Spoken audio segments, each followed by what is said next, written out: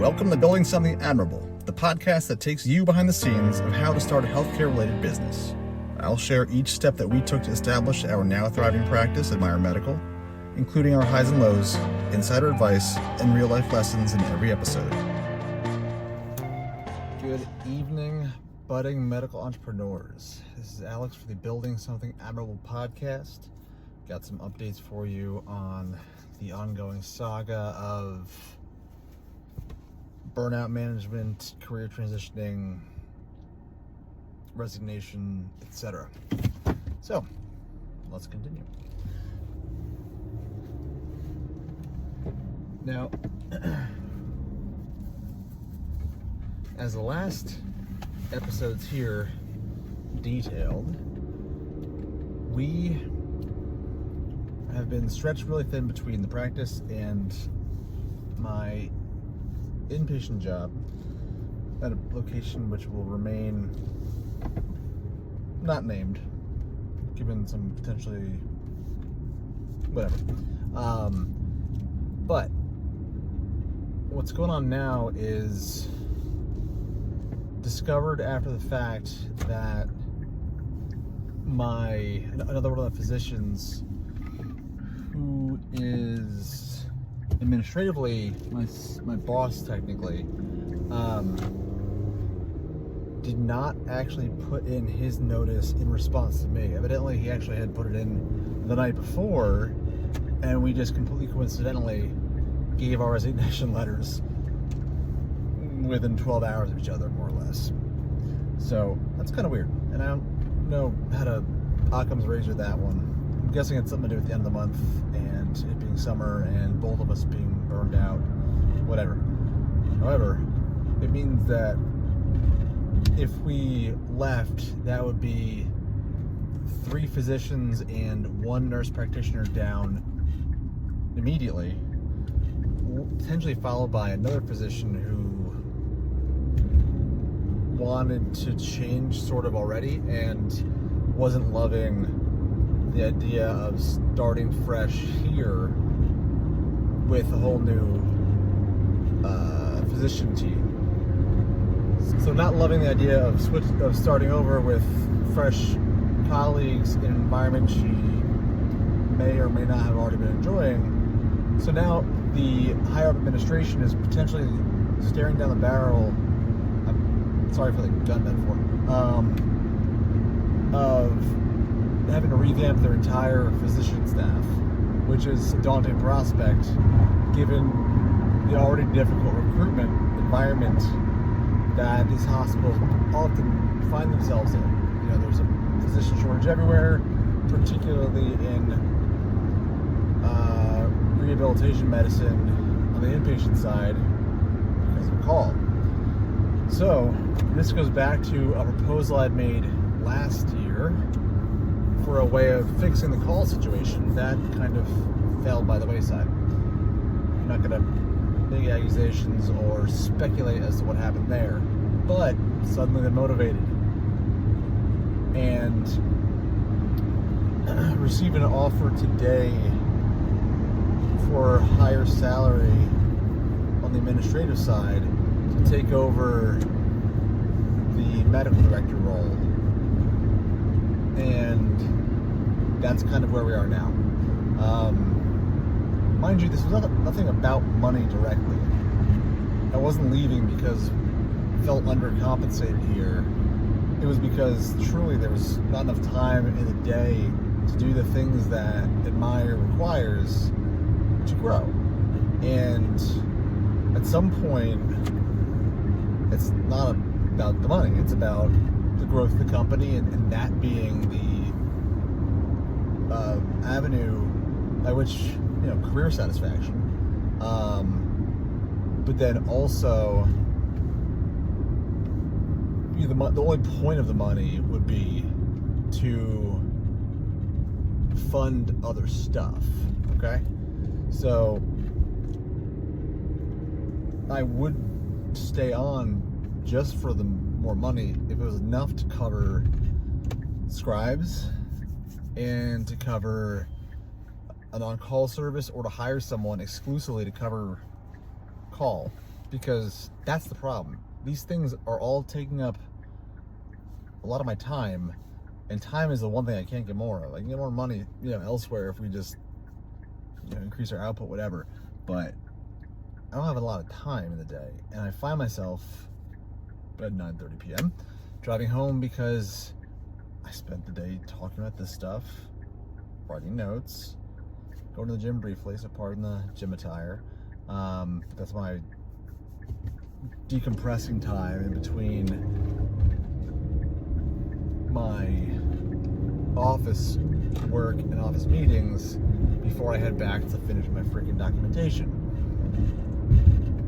So,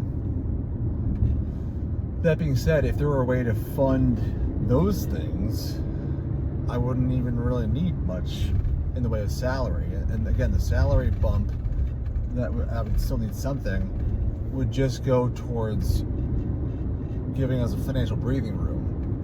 Zero of it will go directly in my pocket, unless it's something obscene. But realistically, there's no amount of money that they would increase the salary to that I would be able to shave off the top and put a little in Alex's pocket here. So that's where we are. We are now at this point where I've gotten a first offer in the negotiation, because everything's a negotiation, and zero hard feelings, but it was inadequate. Now, I need to come back and figure out a way to A, do this in good faith and not look like I'm just trying to extort them for money since I've got them over a barrel. I hope that barrel is not a good metaphor too. I don't even know what that means.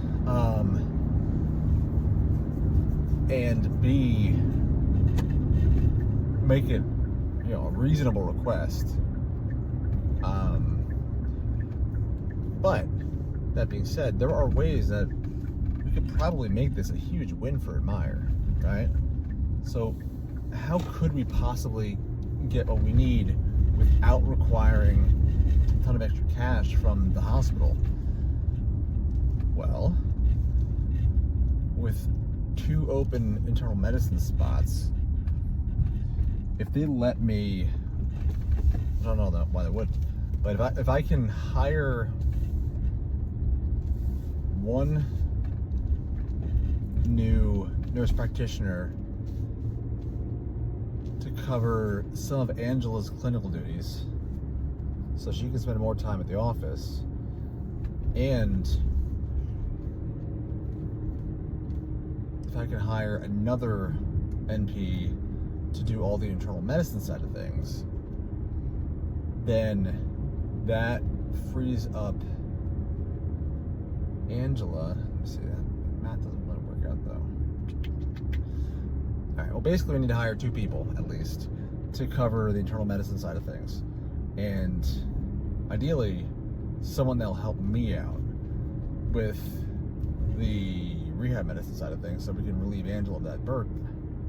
Or if we can make it so that Angela's follow-ups don't take a lot of time, she could do 2 hours every morning at the hospital, knock out the follow-ups, convene with me, and then go over to the office for the rest of the day.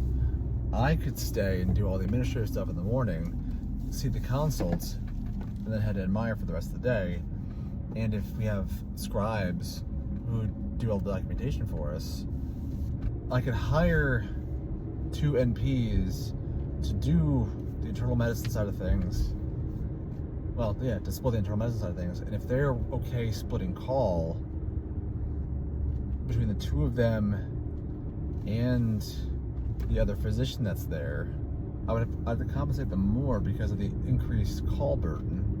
But theoretically, those billings, I would hire them to Admire. So those billings would be funneled then through Admire's company,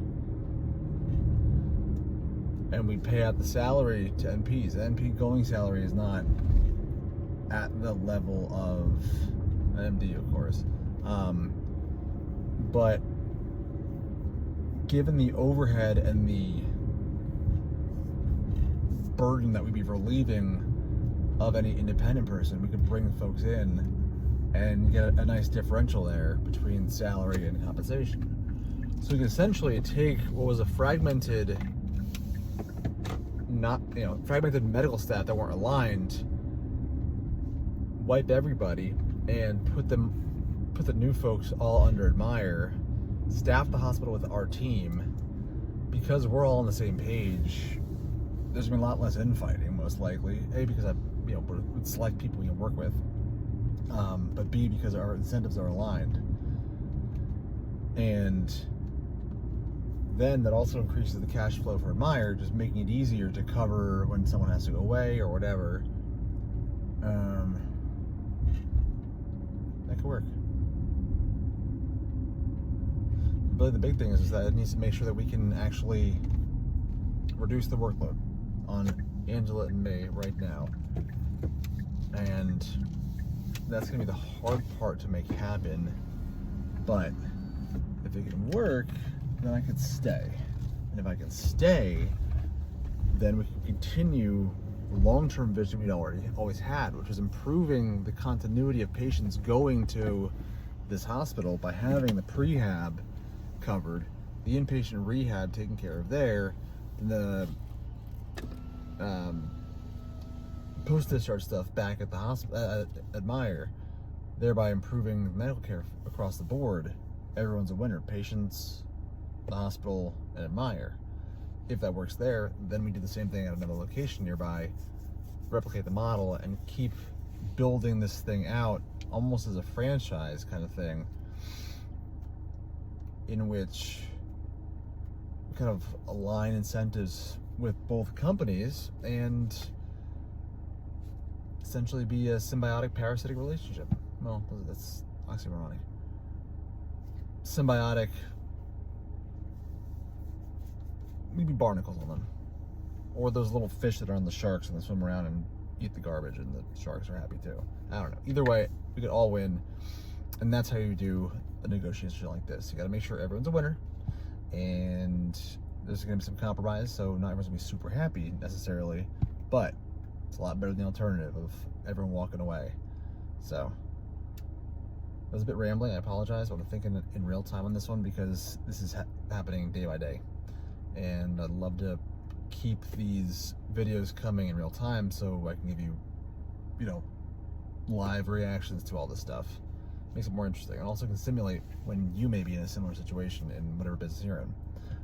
Please comment below if you've had similar sort of negotiations and can provide some insight to myself or others. Love to see any questions you might have about this that I can clear up and elaborate on those points. Otherwise, looking forward to giving you an update tomorrow. We have a lunch to discuss all this stuff. All right? Best of luck. Stay tuned for more insider advice on building something admirable. Don't forget to like, share, and subscribe below.